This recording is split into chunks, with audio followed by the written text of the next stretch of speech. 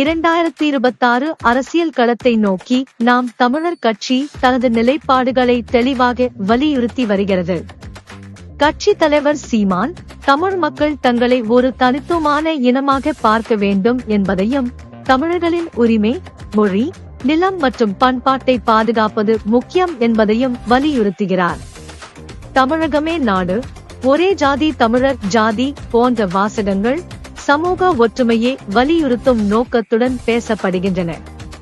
விவசாயத்தின் மீளுருவாக்கம், நாட்டு செல்வங்களை நாட்டை பயன்படுத்த வேண்டும் என்ற பொருளாதார கொள்கைகள் மற்றும் சுயநம்பிக்கையுடன் வளர வேண்டும் என்ற தேசிய உணர்வுகள் அவரது பேச்சுகளின் மையமாக இருக்கின்றன.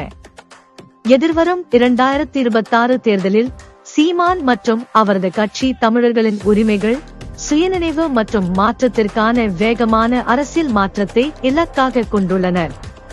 தயவு செய்து உங்கள் கருத்துக்களை கமெண்ட் பண்ணுங்க.